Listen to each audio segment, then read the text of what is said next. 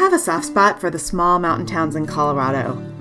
They have great stories. They're full of history, struggles, and resilience. And one of my favorite mountain town stories is about Leadville, Colorado, and the surprising way that this town saved itself. Leadville was a mining town, and the majority of the population who lived there was employed by the Climax Mine. They mined something called molybdenum. I don't even know how to say that, but it's a brittle silver gray metal that's used in some alloy steels. In 1982, the Climax Mine closed, and this caused a major blow to the town's economy. The closure of the mine caused things to get bad really fast. Leadville's unemployment rate literally rocketed to 90% overnight.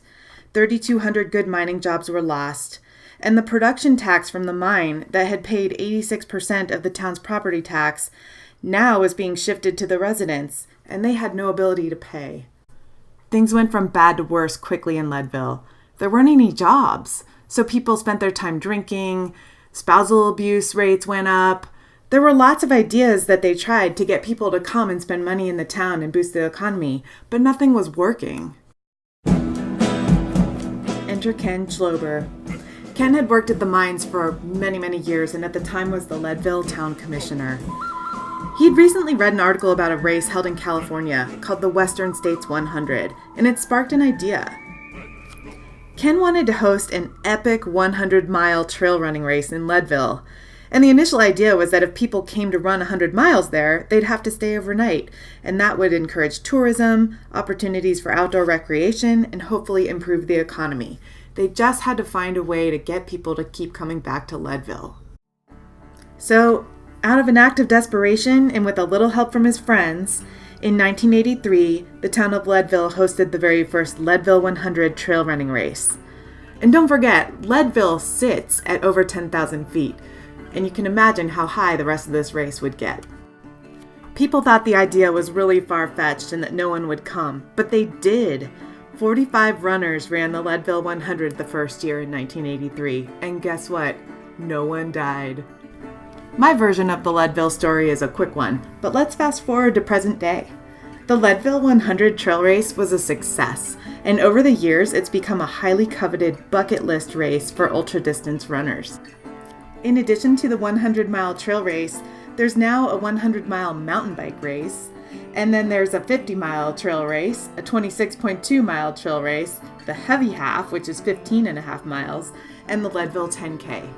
All of these events constantly bring people in and out of Leadville to train and to participate and have lots of fun, ultimately boosting the economy.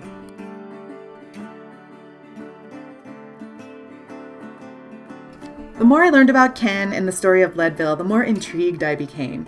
So this year I decided to dip my toe into the Leadville Race Series. So this is where my part of the story comes in. I'd heard about the Leadville 100 trail race for years. I'd even crewed for people who rode in the Leadville 100 mountain bike race. And as a trail runner myself, I can't wrap my head, or my body, around the idea of running 100 miles in that kind of altitude. Luckily, my friend Annette was game to try it too.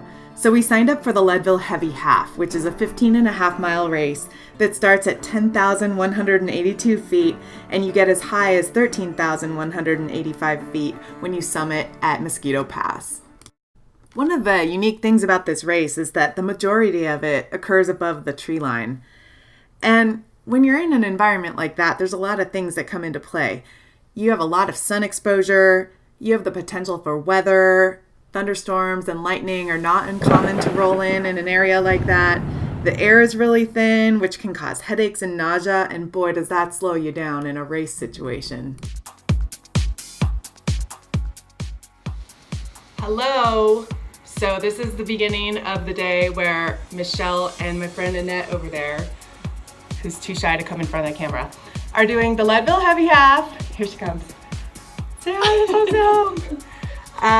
Feeling really nervous. It's really high elevation. Start at like 10,000 something, summit over 13, total of what, like 15.5-ish miles. Not feeling the most trained as I usually would be because I was super sick last month, but here goes nothing.